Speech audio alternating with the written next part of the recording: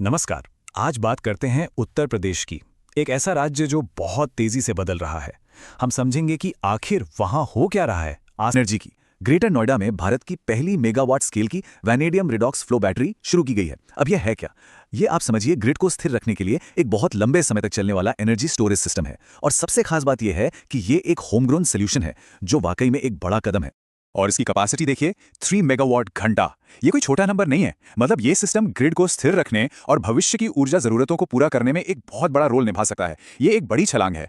अब देखिए, सिर्फ एनर्जी पर ही फोकस नहीं है, कनेक्टिविटी बढ़ाने के लिए भी काफी काम हो रहा है। जैसे नोएडा में भंगेल एलिवेटेड रोड का खुलना, वाराणसी खजुराहो के बीच नई वंदे भारत ट्रेन, और तो और गाजियाबाद में भारत का पहला सोलर ऑन ट्रैक सिस्टम भी लगाया गया है। गोरखपुर में पहला state institute of hotel management भी खुल रहा है। ये सब मिलकर ट्रेड और टूरिज्म दोनों को बूस्ट देंगे।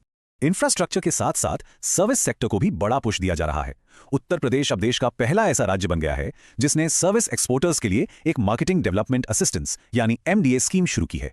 और ये स्कीम कितनी दमदार है, इसका अंदाजा इस नंबर से लगाइए। 75% जो भी एक्सपोर्टर्स इंटरनेशनल ट्रेड फेयर में हिस्सा लेंगे उन्हें स्टॉल के किराए और हवाई किराए पर 75% तक की सब्सिडी मिलेगी। ये लोकल बिजनेसेस को ग्लोबल स्टेज पर ले जाने के लिए एक बहुत बड़ा कदम है। खासकर छोटे और मीडियम एंटरप्राइजेस के लिए तो ये गेम चेंजर साबित हो सकता है। तो ये तो हुई इकोनॉमी की बात। अब आते हैं दूसरे हिस्से पर जो बहुत ही दिलचस्प है, विरासत और मॉडर्निटी का संगम। मतलब कैसे 21वीं सदी के मैनेजमेंट के साथ कल्चर को सेलिब्रेट किया जा रहा है।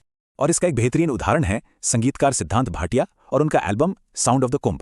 ये कोई मामूली एल्बम नहीं है, यूपी सरकार ने इसे स्पॉन्सर किया है। इसमें 12 गाने हैं जो प्रयागराज महाकुंभ की आवाजों और मंत्रों पे बेस्ड हैं। और सबसे बड़ी बात, इस एल्बम को 68वें ग्रैमी अवार्ड्स के लिए नॉमिनेट किया गया है। सोचिए, महाकुंभ की आवाज अब दुनिया भर में गूंज रही है। और बात जब महाकुंभ की हो ही रही है तो 2025 के महाकुंभ की तैयारियां भी जोरों पर हैं। और यहां पर आपको परंपरा और मॉडर्न मैनेजमेंट का गजब का मेल देखने को मिलेगा। एक तरफ ये दुनिया का सबसे बड़ा आध्यात्मिक आयोजन है, यूनेस्को की धरोहर है, तो दूसरी तरफ इसे मैनेज करने के लिए एक अस्थायी 76वां जिला बनाया गया है। करीब 6,670 करोड़ रुपए के डेवलपमेंट प्रोजेक्ट्स चल रहे हैं। और तो और एआई बेस्ड सर्वेलेंस सिस्टम्स का इस्तेमाल किया जाएगा। इसी तरह इतिहास और उसके बड़े नेताओं को भी सम्मान दिया जा रहा है। लखनऊ में एक नया राष्ट्र प्रेरणा स्थल बनाया गया है। यहां अटल बिहारी वाजपेयी जी, श्यामा प्रसाद मुखर्जी और पंडित दीनदयाल उपाध्याय की बड़ी बड़ी कांस्य की मूर्तियां लगाई गई हैं। मकसद यह है कि आने वाली पीढ़ियों को इनसे प्रेरणा मिले। तो इकोनॉमी और कल्चर के बाद अब बात करते हैं पर्यावरण और सुरक्षा की। आखिर इतना सब कुछ तभी सस्टेनेबल है जब माहौल सुरक्षित हो और पर्यावरण का भी ख्याल रखा जाए। सबसे पहले रोड सेफ्टी। इसके लिए एक 4E मॉडल लाया जा रहा है जो 1 जनवरी 2026 से पूरे राज्य में लागू होगा। ये 4E क्या है? पहला E है एजुकेशन, यानी लोगों को जागरूक करना।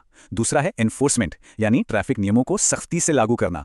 तीसरा इंजीनियरिंग, मतलब सड़कों के डिजाइन को बेहतर बनाना। और चौथा है इमरजेंसी केयर, यानी एक्सीडेंट के बाद फौरन मदद पहुंचाना। ये एक बहुत ही कॉम्प्रिहेंसिव अप्रोच है।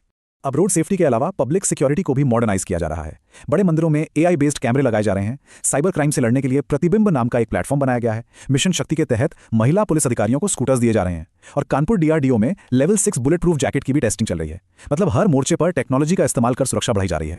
अब आते हैं पर्यावरण पर, और यहाँ एक बहुत बड़ी और ऐतिहासिक पहल हो रही है। गोरखपुर में भारत का पहला वन विश्वविद्यालय यानी फॉरेस्ट यूनिवर्सिटी बनने जा रहा है। और इसकी लोकेशन भी बहुत खास है। ये यूनिवर्सिटी जटायु यानी गिद्ध संरक्षण और प्रजनन केंद्र के पास ही बनाई जाएगी। इसका फायदा ये होगा कि स्टूडेंट्स को थ्योरी के साथ साथ प्रैक्टिकल रिसर्च करने का एक बेहतरीन मौका मिलेगा। ये वाकई में वाइल्ड लाइफ कंजर्वेशन के लिए एक पूरा इकोसिस्टम तैयार करेगा।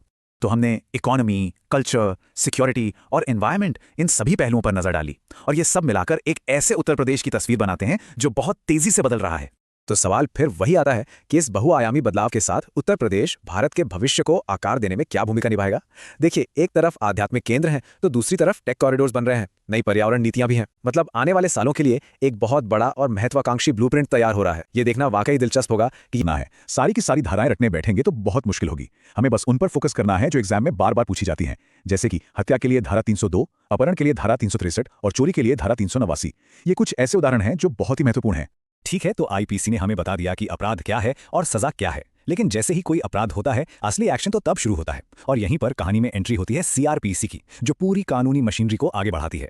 सीआरपीसी को प्रक्रियात्मक कानून या प्रोसीजरल लॉ कहते हैं। ये पुलिस और कोर्ट के लिए एक तरह की रूल बुक है जो ये बताती है कि किसी भी क्रिमिनल केस को हैंडल कैसे करना है। बिल्कुल आसान भाषा में कहें तो ये बताती है कि केस कैसे चलेगा। एक सब इंस्पेक्टर की डेली ड्यूटी में सीआरपीसी का बहुत बड़ा रोल है। जैसे धारा 154, इसके तहत एफआईआर दर्ज करना उनके काम का सबसे पहला और जरूरी कदम होता है। और धारा 41, ये उन्हें कुछ गंभीर मामलों में बिना वारंट की गिरफ्तारी करने की पावर देती है। तो ये दोनों ही सेक्शन बहुत बहुत ही ज्यादा इंपॉर्टेंट है। अच्छा, आईपीसी और सीआरपीसी तो हो गए हमारे दो बड़े पिलर्स। इनके अलावा कुछ और खास कानून भी हैं जिन्हें हम माइनर एक्ट्स कहते हैं, जो एग्जाम के लिए बहुत जरूरी हैं। ये कानून आज के समाज की कुछ स्पेसिफिक जरूरतों को देखकर बनाए गए हैं। इनमें से कुछ मेन एक्ट्स हैं आरटीआई एक्ट, जो सरकारी कामकाज में ट्रांसपेरेंसी लाता है, मोटर व्हीकल एक्ट, जो रोड सेफ्टी से जुड़ा है, पोक्सो एक्ट, जो बच्चों को यौन अपराधों से बचाने के लिए एक बहुत सख्त कानून है, और डोमेस्टिक वायलेंस एक्ट, जो घर के अंदर होने वाले शोषण से बचाता है। इन सभी का बेसिक मकसद समझना जरूरी है, न कि सिर्फ एक एक धारा रटना। तो अब हमें ये तो पता चल गया कि पढ़ना क्या क्या है, पर अगला सवाल है कि पढ़ना कैसे है, इतने बड़े सिलेबस को मैनेज कैसे करें। चलिए इसे एक प्रैक्टिकल 21 दिन की स्ट्रैटेजी में तोड़ते हैं। इस बड़े से सिलेबस को हम एक 21 दिन के प्लान में फिट कर सकते हैं। कैसे?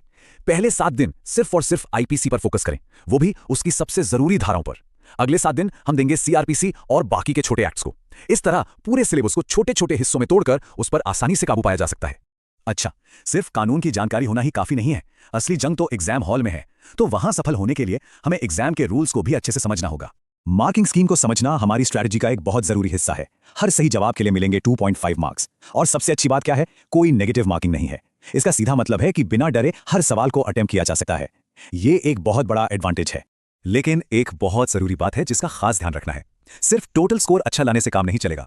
यहां क्वालिफाई करने के लिए 2 शर्तें हैं। पहली, हर सब्जेक्ट में कम से कम 35% मार्क्स लाने ही होंगे, और दूसरी, ओवरऑल टोटल कम से कम 50% होना चाहिए। इसका मतलब साफ है, हम किसी भी सब्जेक्ट को इग्नोर नहीं कर सकते। और आखिर में एक बात हमेशा याद रखनी है, मूल विधि का यह ज्ञान सिर्फ एक एग्जाम पास करने की सीढ़ी नहीं है, ये उस वर्दी के साथ आने वाली एक बहुत बड़ी जिम्मेदारी की तैयारी है। समाज में हर किसी के लिए न्याय बनाए रखने की जिम्मेदारी। तो अब जब स्ट्रैटेजी बिल्कुल क्लियर है, प्लान तैयार है, तो असली सवाल यह है, क्या इस बड़ी जिम्मेदारी को उठाने और समाज की सेवा करने के लिए सब तैयार हैं? अपनी तैयारी पे भरोसा रखें और पूरे